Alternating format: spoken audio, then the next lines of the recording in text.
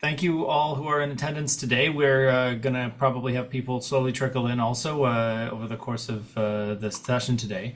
But we're very grateful to be able to have a presentation by a number of the investigators as part of the PCPCRC who led and completed research relevant to bereavement. And of course, there have been a number of bereavement related projects funded by the Health Canada financial contribution from the Special Programs Program of Health Canada. So just wanted to express our gratitude to Health Canada, obviously, for the generous support of this work. Not all research, of course, but what you're going to see here hopefully will be important to help us understand a little bit about bereavement, about what causes it, about what we can do about it in the future. So we have a bit of a smorgasbord to get started. Koby will be leading us off and finishing off at the end talking about RTMS. But very first to talk about bereavement and reviews of bereavement interventions. So Koby, why don't you take it away? Thanks, James. So my name is Koby Anderson. I'm a research coordinator at Bruyère Health Research Institute in palliative care. And yes, we'd like to thank Health Canada for their generous support of the research. And we'll get started here. So the first study I'm going to present on is long-term bereavement outcomes and family members of those who died in acute care hospitals before and during the first wave of COVID-19. This is a cohort study. So we'll get on with this one. So in terms of just a background, obviously, if we think back to the pandemic, it disrupted a lot of end-of-life experiences. There were visitor restrictions, limited funeral rituals, and all kind of the end-of-life kind of activities and things that were in place just got disrupted. And on top of that, there was a lot of social isolation amongst caregivers who are now, grieving the loss of someone. So prior studies showed high severe grief prevalence up to 1 year post-loss. But it was unknown whether these grief symptoms can improve or persist beyond a year. So there was a gap in the research. So no long-term follow-ups of over a year of pandemic bereavement outcomes. Obviously, this is a different, time and setting. And so the grief outcomes are probably different. So we wanted to kind of examine that. So we wanted to reassess grief symptoms in an existing cohort, so existing group of people, 12 to 18 months post-loss, because we had already examined them 16 months post-loss, but we wanted to get more of this long-term follow-up just to see if there's any changes. So we wanted to examine the trajectory of grief severity over the time and look to see if there's any factors associated with persistent or worsening grief symptoms. So just quickly, the methodology for the study is it was a multi-center study. So we had 3 care hospitals in Ottawa that provided kind of a pool of participants for us. We looked at family members of decedents who died. So there was 3 different groups. There was a pre-COVID group. So they passed November 2019 to March 2020. And then there was a COVID negative group, which was March to August 2020 that were died from non-COVID related causes. And then there was a COVID positive group that died due to COVID in that same time frame. So yeah, like I said, there was a data analysis kind of structure of we had this baseline information on people's grief symptoms and the severity of that. And we wanted to compare that to a follow-up 12 to 18 months post-death. We decided that using one of the scales, which is called an inventory of complicated grief, it's just kind of a questionnaire that people fill out. It kind of assesses their symptom and severity of grief. We found that if a score of 25 or higher was reported on that, that would be classified as severe grief. So in terms of participants, we contacted them over the phone 12 to 18 months post-death, just as we did six months prior when we first kind of initially connected with them. 92% of the participants we reached out to completed the follow-up assessment. So there was a lot of calls and a lot of leaving messages and really trying to get in touch with them just to see how they were doing 12 to 18 months post-loss.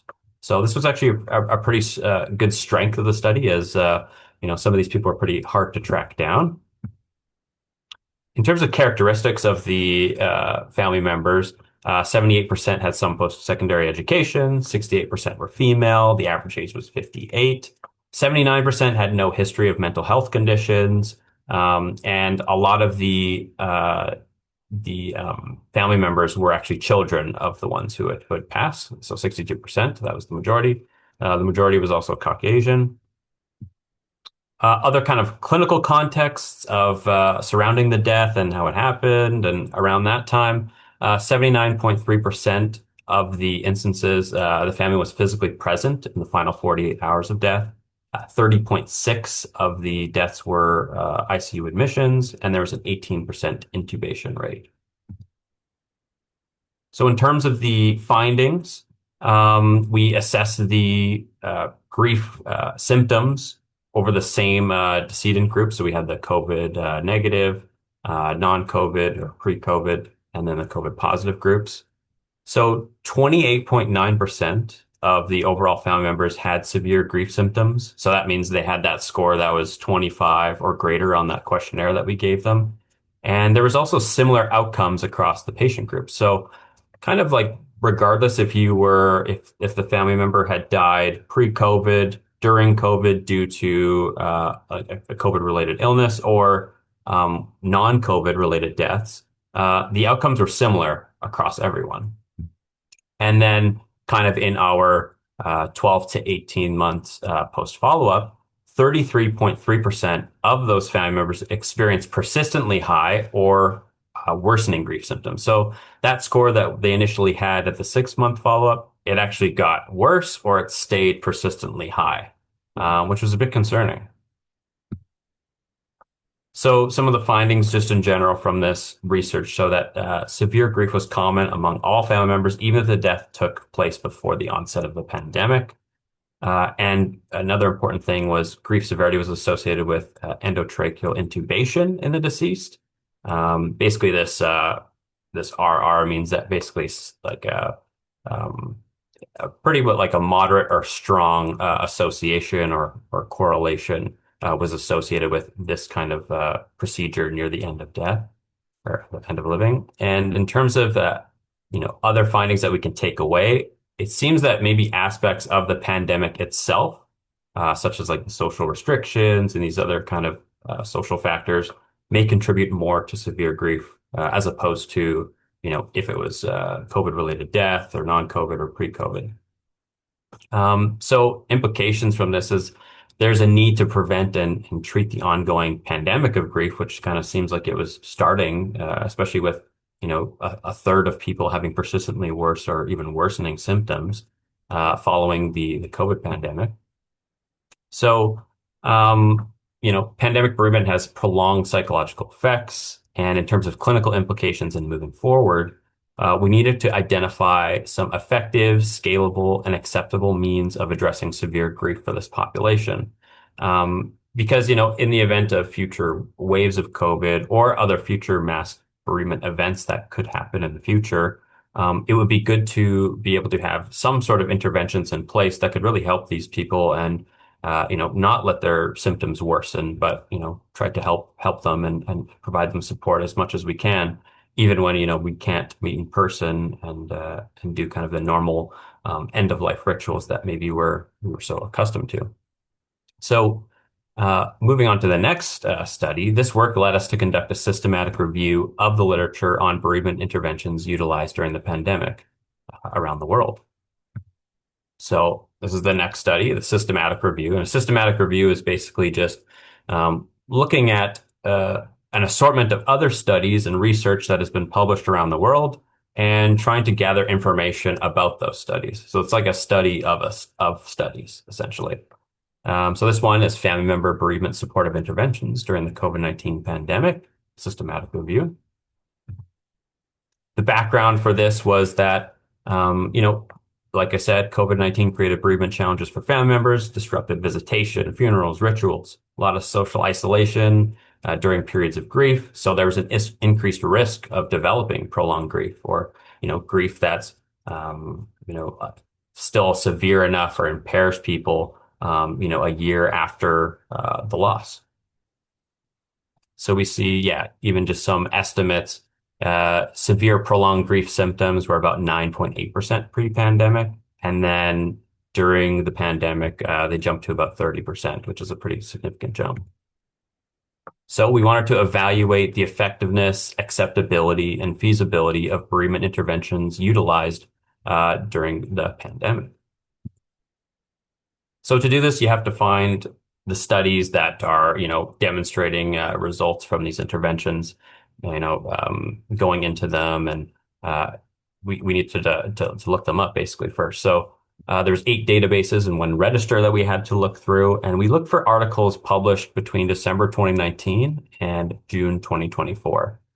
Sometimes articles can take about a year to publish and to process and finally be posted online. So we wanted to give some kind of extra leeway just so that articles maybe that were late, we could still examine and try to see if the interventions that they utilized were effective and could be useful in the future.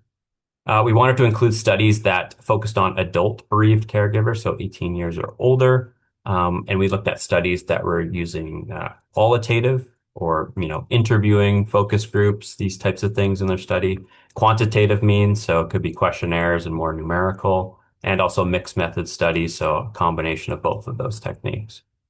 We also wanted to look at studies that at least had the intervention used by the researchers that was, sufficiently described. If they were very vague about what the intervention they used was, or there wasn't kind of any guidelines about it or any way to replicate it, it's very hard for us to really pinpoint exactly what they were using and why it might be useful. So during the search, we had 8,000 records that were screened. So basically 8,000 studies that came up, and we came down to 11 that were relevant and kind of met our eligibility criteria. And then we kind of assessed to make sure that they're of high quality, using a JBI risk of bias assessment, basically a checklist, just making sure that the data isn't crooked or it's not, it's something that is of decent quality. We didn't do any meta-analysis or synthesis of data, so we didn't create any new data from this necessarily, but that was just due to the wide diversity of measures used and time frames used and the populations and blinding and randomization that were used across all the studies. So here's just a quick flow chart of kind of breaking it down and how we had to process these studies. We started with over 8,000, and then we had to end up with 11. Most of the reason that some articles were excluded was that they were just the wrong article type. So some of them were just abstracts or very brief summaries of what they're doing, or maybe proposed studies. So the study hadn't been carried out yet.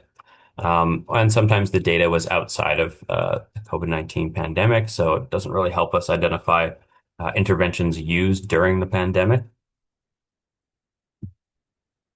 So 11 studies were included. 3 were randomized controlled trials, 3 were pilots, 3 were cross-sectional, so kind of almost like a snapshot in time. And then 1 was longitudinal, so assessing data over a long period of time. And 1 was quasi-experimental, which essentially just means not really randomized, but people will be put into separate groups and compared. A lot of the studies came from Asia, North America, and Europe. So we had a pretty global perspective from Iran, Netherlands, America. The bereavement interventions that we examined, the majority were offered online, which makes sense during the pandemic. So about 8 of them were online, 2 of them were in person, and 1 was hybrid. So it had both online and in-person group components. I believe it happened. It was actually a study that was conducted in Wuhan, and they basically had people, come up together in parks, dance in parks, do kind of physical activities in parks when they could do so. So some of the interventions that popped up were a lot of structured psychotherapies. So using cognitive behavioral therapy, Warden's 4 task, which is essentially kind of like, accepting the reality, processing grief, adjusting to it, and finding enduring connection in a new life. And there's also the use of what's called the dual process model, which is kind of going between loss processing emotions and kind of really feeling that loss, and also the other side of it, which is rebuilding life without this person and kind of oscillating between the two of them. The other interventions were group interventions mainly. So there was peer support amongst people who were suffering from a loss and still struggling with it. And a lot of behavioral activation in group interventions where it got people to, try to engage in hobbies that they used to do before that maybe they just had stopped doing or didn't feel like they had the interest in anymore. Other interventions that were popped up through the studies that we examined was the use of art therapy. This was conducted online. And then there was also a gardening intervention. So just examining people that garden and people that don't. Did that have any effect on grief? And then spiritual counseling as well.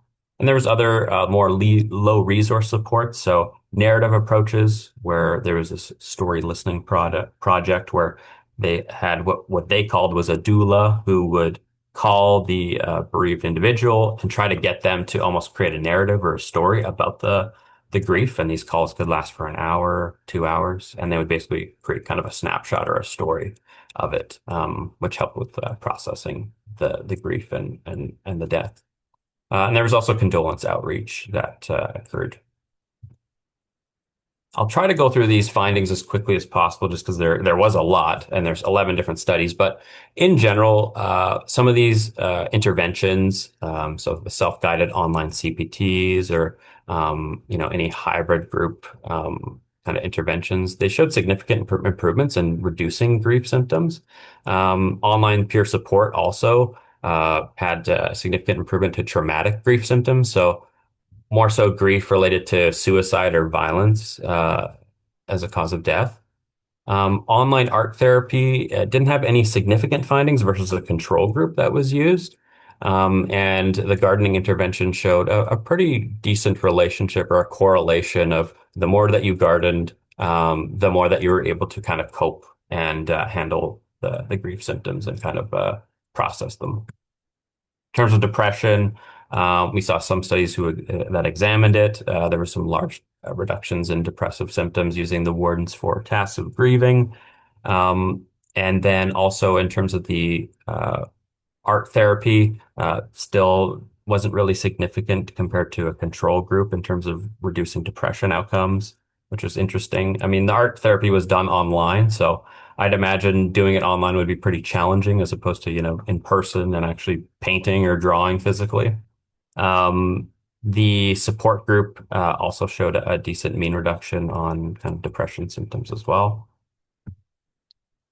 For anxiety, God-oriented spiritual counseling was beneficial for death anxiety in particular, and a self-guided grief COVID program, which was done online as well. So kind of with modules that people would go through, talking about grief and kind of going through various steps, and kind of a program showed large reductions in anxiety symptoms as well.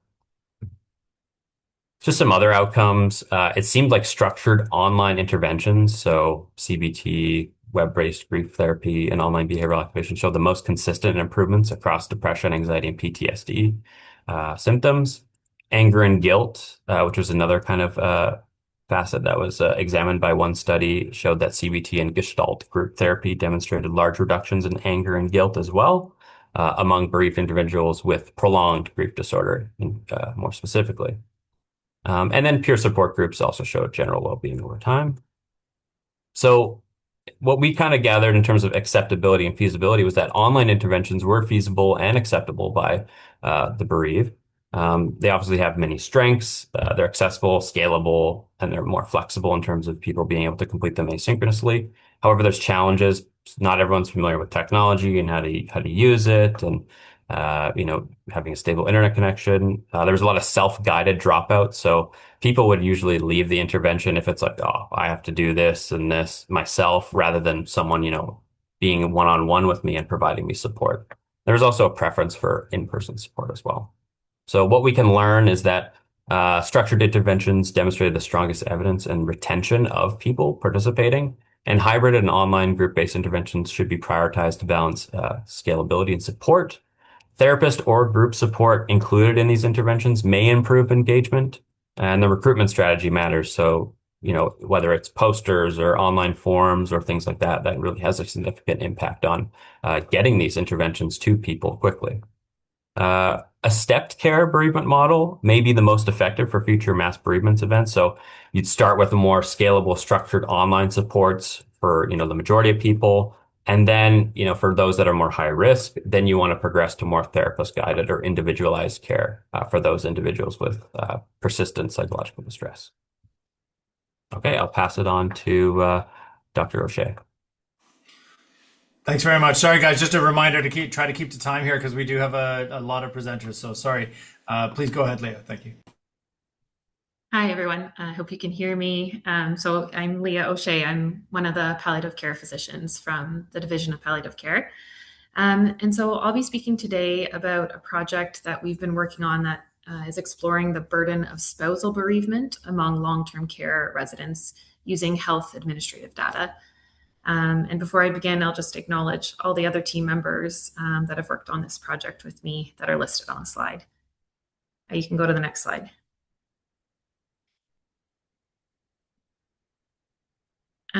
So I'll start with a quick preamble just to sort of set the stage for why we embarked on this work. So basically, there are two background components to consider for this work. And the first is to think about spousal bereavement in general. So it's well understood that spousal bereavement can be linked to worsening health status, particularly physical and mental health outcomes, especially in the early weeks and months after a loss. We also know that bereaved individuals have increased risk of hospitalization and emergency room visits. And there's emerging population level evidence now showing that bereavement has a substantial financial cost on the healthcare system at large. And then sort of the second pillar to this background work is connecting spousal bereavement to the long-term care population.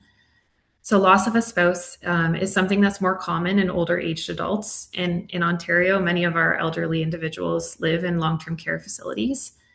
And at baseline, residents of long-term care facilities are some of the most medically complex and vulnerable members of our communities, with very high levels of medical comorbidity and social frailty at baseline.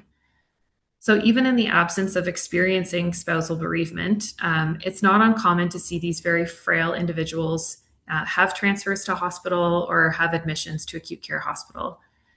And many of these transitions to hospital or hospitalizations for these residents, especially when near end of life, are potentially avoidable and are often not in line with the residents' care wishes or preferences. So because of this, there's been increased focus over the last many years on having advanced care planning discussions with long-term care residents or their substitute decision makers. And sometimes this includes discussing advanced directives like the do not resuscitate or do not hospitalize directives. You can go to the next slide. So since we know that the long-term care population is very frail at baseline, and because of their advanced age might have higher likelihood of experiencing spousal bereavement and the negative health impacts and hospitalizations that might go with that, we wanted to more closely explore, what are the impacts of spousal bereavement on this very unique population. And so specifically, the objectives of our project were to describe the social and health profiles of bereaved long-term care residents compared to the non-bereaved, and then to examine if experiencing spousal bereavement while admitted to long-term care might impact the surviving spouse's own end-of-life journey, specifically looking at their place of death and their contact with acute care settings in the last 3 months of their life. And so to our knowledge, this isn't something that's been explored yet in detail. You can go to the next slide. So to explore these objectives, we did a retrospective cohort study using health admin data with ICES, and we included individuals newly admitted to all long-term care facilities in Ontario over a 5-year timeframe. Those who became bereaved during their long-term care admission were defined as those whose marital status changed from married to widowed on an annual assessment. And our primary outcome of interest for our regression analysis was place of death, essentially either dying in long-term care or outside of long-term care. And the secondary outcome that I'll talk about today was the number of days spent in various care settings in the last 3 months of life. You can do the next slide. So our total cohort included just over 100,000 residents. And as you can see from the darker blue section, just over half of these residents were already widowed by the time they entered long-term care. However, about a third of residents were still married when they were admitted to long-term care, and about 5.8% of these married residents subsequently became widowed during their long-term care admission. And this newly widowed group represents about 1.8% of the total cohort, so it's about 2,000 people. You can do the next slide. So what do these newly bereaved residents look like? So our descriptive results showed us that compared to the residents who stay married, the newly bereaved residents are more likely to be older and female. At the time of their long-term care admission, the bereaved group had substantially fewer ADL impairments, were less cognitively impaired, and had higher levels of social engagement compared to the non-bereaved. And I'll just mention here that these characteristics noted at the time of admission for what we're labeling the bereaved group is the characteristics of those who experience bereavement during their admission, but what they looked like pre-loss, so at the time that they were admitted. And then at the assessment closest to death, the patterns that we see at admission have changed quite a bit. So the bereaved group, so now they've experienced the death of their spouse. They have had notably higher health instability. They had greater cognitive impairment, lower social engagement, and were more functionally impaired compared to those who did not experience bereavement. So essentially painting the picture that the individuals who experience spousal bereavement during long-term care are some of the most medically and socially frail individuals in long-term care. You can do the next slide. We also saw that the bereaved residents had higher rates of completion of advance directives near the time of their death compared to residents who do not experience spousal bereavement. So as you can see in the near-death column, the bereaved group completed DNR and D&H orders more often compared to the non-bereaved group, yet both groups, when we look at them at the start of their admission, have similar rates of completion. You can do the next slide. And then, so finally, does becoming widowed during long-term care impact your own place of death? So our descriptive results here sort of showed that a higher proportion of bereaved residents die inside of long-term care. And then after adjusting for many potential confounders, our regression analysis showed that newly bereaved residents are more likely to die inside of long-term care with an odds ratio of 1.6. So this finding was statistically significant. And so in other words, there's something about experiencing bereavement itself that makes residents more likely to have their end of life occur inside of long-term care. You can do the next slide. We also saw that compared to the non-bereaved, in the last 3 months of life, bereaved residents spent more time in long-term care and less time in hospital and subacute settings. And then you can see from sort of the bottom two that time spent in specialized palliative care or the emergency department was similarly low in both groups. You can do the next slide. So that was a really quick tour of some of the work that we've done in this area. And so for us, this project has highlighted that bereaved residents in long-term care are very unique in terms of their social and health profiles. And incident bereavement for long-term care residents may play a role in their subsequent place of death. So perhaps bereaved residents end up dying in long-term care more often because they or their substitute decision makers are more likely to think about and act on their own end-of-life plans after having experienced the death of their spouse. But on the flip side, it's also possible that these bereaved residents are even more socially isolated, and perhaps they have fewer people advocating for them to go to hospital when something new arises. And this is why they end up dying in long-term care more often.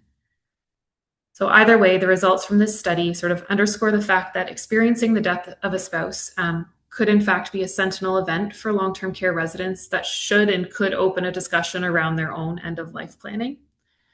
And since we're seeing that bereaved long-term care residents are quite unique in terms of their social and health profiles, future work should really examine whether bereavement interventions that we have right now are applicable for this very unique population. And that's it. So thank you. I'll pass it over to Colleen. Thanks, Leah. So I'm going to present on the next bereavement project. So this was a study looking at maternal bereavement in Ontario using health administrative data. So my name's Colleen Webber. For those of you who don't know me, I'm a researcher at the Bruyère Health Research Institute here in Ottawa, and I'm presenting today on behalf of a larger co-authorship group as shown here. Next slide, please. So just to start out with a bit of a background, as anybody can expect, the death of a child can be a very traumatic life event for parents, and there's evidence to suggest that mothers and fathers experience bereavement differently when they lose a child. Maternal bereavement, so loss amongst mothers, is associated with adverse physical and mental health outcomes for the moms, as well as adverse social outcomes, including leaving the workforce and social isolation. Medical and psychosocial bereavement interventions are most effective when they're tailored towards a specific population and their bereavement experience. However, much of the literature around maternal bereavement has been really focused on those who have experienced intrauterine or infant losses, and we know a lot less about mothers who have lost older children. So understanding the population of bereaved mothers in Ontario, including their demographics, the characteristics of their child, and how they interact with the healthcare system can help identify how and where to intervene to support this population. Next slide, please. So we had 3 objectives for our study. The first was just to start by describing the population of mothers who are bereaved in Ontario to understand what their demographics have looked like. There's really been no population level research on this topic in Canada. The second was to compare the healthcare utilization before and after the loss of the child, so to understand how mothers were using healthcare pre-loss and then how that changed after the death of their child. And finally, we wanted to describe differences to understand how these changes in healthcare utilization varied according to the child's cause of death. Next slide. So similar to Leah's study, this used population-level health administrative data from ICES in Ontario. So we conducted a retrospective cohort study. We were able to identify all mothers and birthing parents through hospital birthing records. So when individuals give birth in hospital, there's a record that's created that allows us to link the birthing parent to the child.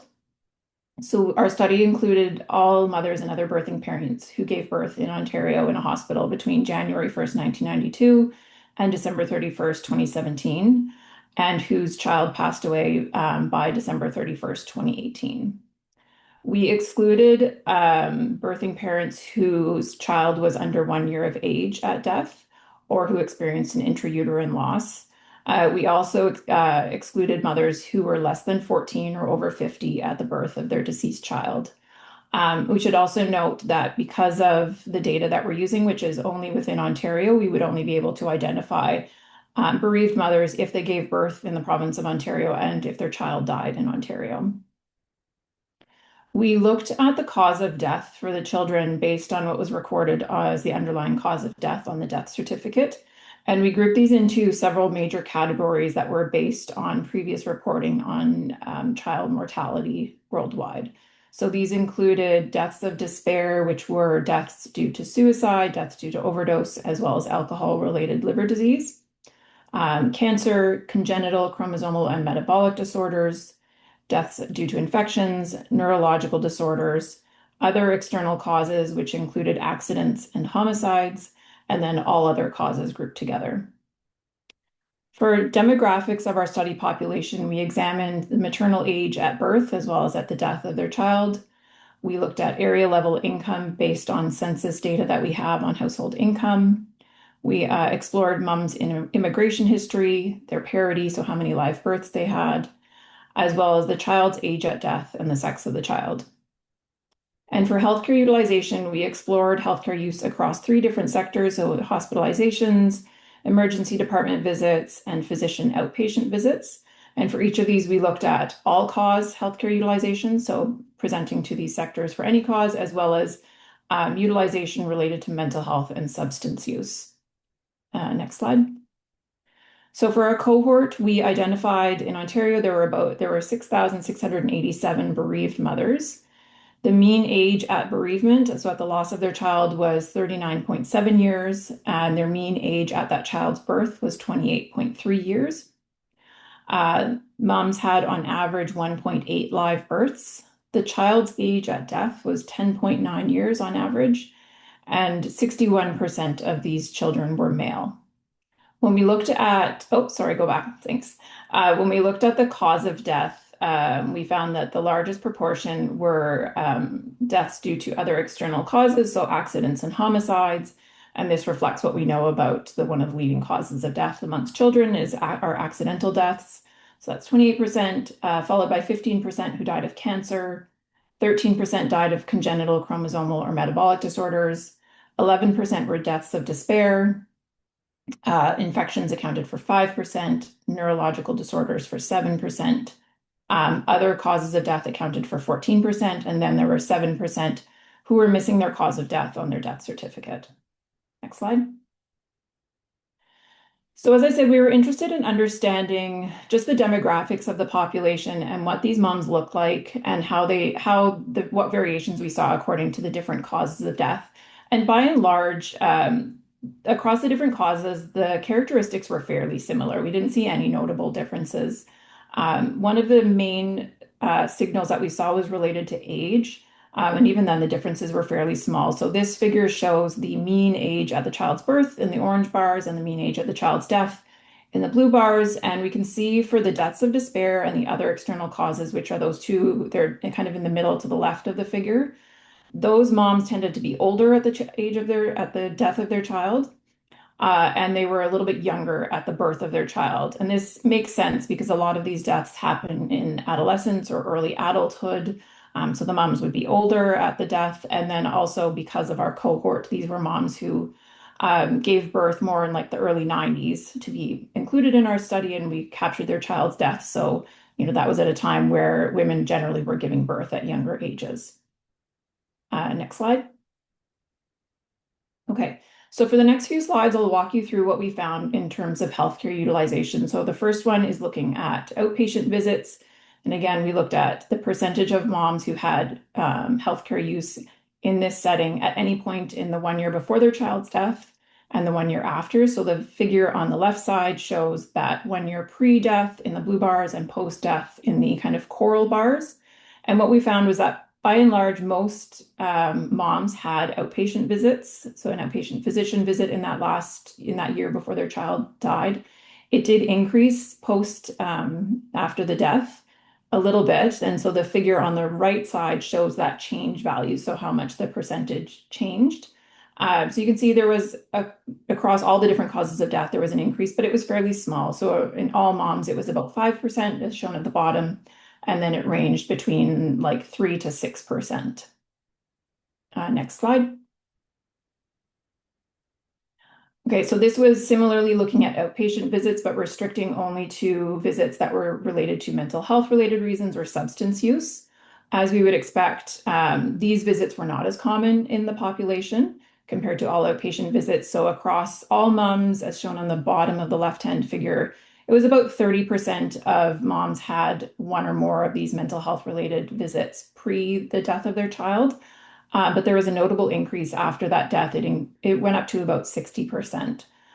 So quite a jump there that we saw. And there were differences according to the child's cause of death, where the biggest increases that we saw were amongst mothers whose children died of other external causes, infections, as well as deaths of despair. Next slide. Okay. So again, similarly, we looked at emergency department visits. Again, these were not as common in the population as you would expect. There were small increases after the death of the child, but we're talking about, a difference of 2.5 to at most 5, about 6 or 7% amongst moms whose children died of cancer. Moms with children who died of neurological disorders, the percentage that visited an ED actually decreased. Next slide. And then finally, we looked at ED visits for mental health and substance use. Again, very rare in the population, as we would expect, but across all of the different causes of death, these ED visits increased. So moms were more likely to be seeking mental health or substance use related care in an emergency department setting after the death of their child. With the largest increase observed in those whose children died of other external causes. Next slide. Okay, so just to summarize our study, so this was one of the first studies to look at maternal bereavement at a population level. With the data that we have available to us at ICS, there's a unique opportunity to study this because we can link birthing parents with their children, so we can identify who was it, who gave birth and then whose child passed away. We did observe that there were some substantial changes in health service use following the loss of a child. There's obviously still work to be done to understand what is driving this. Some of this may just reflect catching up on required care. For instance, parents may choose to not, they don't pursue screening or any sort of kind of preventive or ongoing care. And then after the death of a child, they try to play catch up essentially. But there can also be some impacts of bereavement, and particularly when we see the increases associated with mental health and substance use, and especially those visits that are happening in the emergency department. This does signal that these parents are experiencing challenges with their mental health that are resulting in increased healthcare utilization.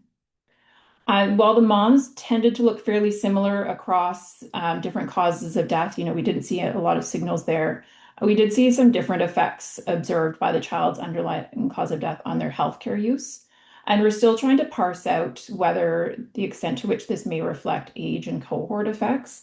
So we know that the mothers who lost children due to external causes and deaths of despair, they're older than those who lost children due to other causes. And they were also, just reflect a different generation of moms who gave birth in the 90s. And so some of this just may reflect the different population that we're looking at because we have such a wide time frame to identify bereaved mothers. So I welcome any questions that anybody has, but otherwise I'll pass it off to Koby. Yeah, thanks. We're gonna hopefully have a couple of minutes just at the end for questions. So Koby's just got a few slides to present, and take it away. Thanks, James and Colleen. So yeah, we're going to present on some preliminary findings from the ongoing transcranial magnetic stimulation to treat prolonged grief disorder study that we're conducting. So just a bit of background. This study is really focused on bereaved individuals with prolonged grief disorder. So prolonged grief disorder, or PGD, is a mental health condition where intense debilitating grief persists for over a year and a half after a loved one's death. For children, it's about 6 months.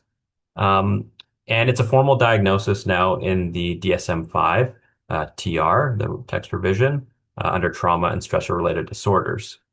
Prevalence rates for PGD kind of fluctuate, and there's not one specific prevalence rate, but overall about 10% of the population after death due to natural causes, it seems to be prevalent. For death due to sudden or violent causes, so particular suicide, it's about 49% prevalence. So those types of deaths would usually have more likelihood of someone developing prolonged grief disorder. However, existing treatment options for prolonged grief disorder are pretty limited. So you just have antidepressants, psychotherapy, but sometimes these don't work for everyone, and sometimes they can be resource intensive and costly.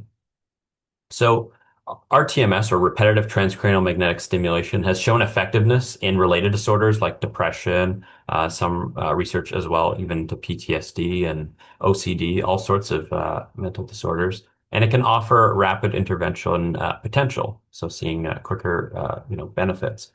So the primary objectives of this study was to really assess, because RTMS has not really been used in treating prolonged grief disorder before. We want to make sure it's safe. We want to make sure it's feasible. And then the secondary objective is to see if it's actually effective, if we can get any sort of evidence to kind of show us that, or any type of signal. In terms of feasibility outcomes, we really wanted to look at recruitment, enrollment, withdrawal rates, how the treatment was tolerated, and as well as if we were still able to follow up with people and them to still participate. I'll quickly go through this, but it's just a little bit of a flow chart in terms of what the study looks like that we're currently conducting. So first, it starts off with recruitment. So we get people who are referred to us by physicians, sometimes in the community, sometimes they're self-referred. They look at posters and things like that, and they reach out to us. With their permission, we screen them to make sure that they meet the inclusion-exclusion criteria. It's essentially using the inventory of complicated grief, which is that scale we used in the previous bereavement study. And if they score a score of 25 or over, we would classify that as severe enough. We're looking to target 15 people. You got to obtain their consent, and then we perform some baseline assessments, just of safety and efficacy, and just to obtain their demographics, clinical history, and those types of things. Then they can receive up to 8 of these RTMS sessions per day, repetitive transcranial magnetic stimulation sessions, at 60-minute intervals for 5 days. And then we assess them on day 5, and then they would complete some follow-up assessments at various time points as well. And that's a picture of me when I didn't have as much hair. 5 days of treatment is what's used for RTMS, and up to 8 sessions per day, and it's 3 minutes per session. So they kind of have to stand still and they receive this treatment. And we deliver, specifically it's 600 pulses of theta burst stimulation, or ITBS. And we target this area of the brain called the DMPFC, the dorsal medial prefrontal cortex. So it's kind of like right about here in your forehead, just in the center is where we target it as well. And then we use some various questionnaires just to assess their mood and any changes that they perceive from their grief symptoms, depression, anxiety at various time points as well. So just looking at recruitment, we had about 41 bereaved that we had approached. The thing is that only 7 were able to get to the screen or interested in wanting to be screened. 6 were eligible and 3 have enrolled so far. So if you look at the pie chart on the right there, like 63.4% were just not interested or didn't feel like they had the need to receive treatment for their grief, or their grief symptoms just weren't as strong as what they were. And a lot of these people that we approached were actually from the first study I talked about, and a cohort from that, the ones that we followed up on, the ones that had severe grief or persistently high grief scores. Many were just not living in Ottawa, which is where the treatment's being conducted, so 12.2. And then some were just not available or unreachable. Their phone number has changed, or it's no longer in service. We had some that were eligible and passed the screen, but 7.3% of them refused. And the barriers to participate from them included that, 5 days of treatment, consecutive days for, 8+ hours a day, brought up work conflicts, family obligations that it just didn't make it feasible. And there was travel and just logistics around that, because the intervention is delivered at St. Vincent's Hospital here in Ottawa. But so far, 3 have received treatment. There's 1 actually currently receiving treatment on day 2, and 2 are in the follow-up phase of the study. So I'll go over kind of just a little background on them, just a little bit. The first participant, 48 years old. Her husband died by suicide, and she found her husband in the garage. There's 2 children that she's now having to take care of. There's complex family conflicts and also just commitments with her children. They have hockey practice, they have school. She's kind of a single mom now, having to do all of this. She was able to complete all 40 sessions, so the 8 sessions per day. The other participant was 71 years old and living in long-term care. Son had died in Afghanistan in the 2000s, and her husband and brother also had died. Her brother most recently. Another thing to bring up was that her best friend in long-term care died just before our 4-week follow-up assessment with them. And so it's, this participant has gone through a series of grief, and it was very hard on them. So they completed 27 sessions, and this participant was, a lot older. There was some frailty there, and they said that 8 sessions a day was just too much. They were fatigued about halfway through and just felt like they needed a nap. So we obviously just stopped for the day, and we give them as much sessions as they would like. So just looking at some of the grief outcomes here, this is using the inventory of complicated grief. So obviously lower scores would be better. The baseline there for the 2 participants, they're a bit higher. For participant 1 in blue, it dropped, a decent amount. So it was originally at about 33, and then it dropped to around, 23, 25, hovering around there. So it's kind of just on that threshold of it being severe enough. And then that was, they've been followed up 16 weeks even after treatment. For participant 2, however, their baseline was very high. I mean, they had numerous deaths in the family. That grief outcomes dropped significantly at day 5. They said that they were still able to think about the grief and the loss, but it didn't let them affect them, didn't bring them down, didn't ruin their day as much. And they were able to kind of, accept and kind of overcome these emotions when they came up. However, at the 4-week time point, again, she had lost her best friend in long-term care, and it makes sense that her grief scores would then shoot up again. This is another outcome I'll go over, which is just the patient global impression of change. So higher numbers indicate that the participant believes or feels like it made a difference in their grief symptoms. So at day 5, for participant 1, they felt like it was a little bit of a change, but then in the follow-ups, they kind of increased it a little bit and saying it was a pretty moderate change that they've noticed. For participant 2 in long-term care, they immediately said, like, I noticed a difference completely, even at 5 days and 2 weeks after the treatment. But again, given the grief that they were experienced with their best friend dying, that impression of change dropped significantly. So just overall findings, the treatment is tolerable with minimal adverse events reported so far. So we just had expected side effects from this treatment, like scalp itchiness, and some people had reported headaches. However, they had had headaches even before starting the intervention. Participant 2, again, experienced fatigue every day, so choosing not to finish all 8 sessions per day. So it can be a little challenging, especially for older individuals. Recruitment has been exhaustive with little enrollment as well. So we've tried various recruitment strategies, contacting grief organizations, funeral homes, family health centers, even Facebook, things like that, like online groups. It's been quite exhaustive, and sometimes too with some of the organizations we try to reach out to, they don't see grief as something that should be treated with an intervention. It's something that should just be naturally, dealt with on people's own. But yeah, so it's been a little challenging getting enrollment, and yeah, the 5 consecutive days of treatment and 8+ hours a day is probably the notable barrier there. So yeah, thank you guys so much. Well, thank you very much, Koby. Thank you, Colleen. Thank you, Leah, for wonderful presentations of really running over a number of the important studies that were funded and supported by Health Canada through the Healthcare Policy and Strategies program. We're really grateful for the work you guys did and for the presentations. I wonder if there are questions. Bit of a soup to nuts review there, but if you guys, anybody have questions?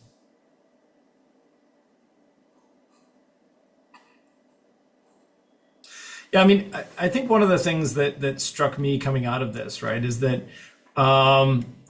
maybe, and again, not to get too gloomy about the whole thing, but like the general themes I'm picking up from these studies is that bereavement's probably worse than we thought it was, and the interventions are probably not as good as we were hoping they might be. Would you say that's a fair assessment? I don't know. We'll start anyway. Leah, what do you think? Yeah, I would say for sure. And I think that like some of the other work that we've done after doing this is showing that there are like our approach to bereavement is also very confusing for people. Like there's so many different interventions and so many different supports. It's like very challenging when somebody loses someone, to know exactly where to turn to. So it's almost easier to just, deal with it on your own, which may be effective for some, but it's not for everyone. Yeah, it's so accessibility in the sense of like I don't mean accessibility in the sense of barriers, but just in the sense of simple navigation of the system is actually not at all intuitive. Yeah. Yeah, that's good. Colleen, what do you think? Yeah, I agree. I mean, I think what people need when they're experiencing this is so different that it's hard to think about like creating an intervention that can be tailored to meet the needs of everyone. Yeah, I mean, I think that's what I was coming across is like, it's from the studies and also from some of the qualitative stuff. You're sort of the themes tend to be along the lines of people want some, but not too much. They want it early, just at the right time. Not too early is bad, too late is bad. But everyone's a little different in terms of when they want it and what they want also. Koby, what are your thoughts on all of this? You spent Yeah, I agree. I think over people's heads. What is yeah, I think a big thing is yeah, it's like everyone is different. Everyone processes grief differently. Everyone has different social supports in their life, and maybe even different traditions. Even just looking at the COVID bereavement work, like people with different cultural backgrounds have different ways of rituals, end of life rituals, funeral services, or however they kind of usually process and kind of celebrate with their family, maybe the life of someone that they lost. So It is challenging to get some sort of intervention that is kind of a one size fits all, that works for everyone. Hmm. Yeah, no, I think those are all really important comments. I wonder, are there any other questions or thoughts from the audience? I know we have a number of people affected by grief within the group. Just wondering if there are any thoughts on that. Don't want to put anyone on the spot, but yeah. Well, we are coming up to time then, so maybe with that said, we'll draw this to a close. And I want to thank our presenters for their excellent presentations, and looking forward to see what isn't published to be published in the near future. And for all of you for joining us, obviously, thank you so much to our patient partners who are joining us and family partners who are joining us. Thank you so much. And we will see you, hopefully, most, if not all of you are going to be joining us in Winnipeg at our meeting there. We'll see you soon. Bye, guys. Thank you.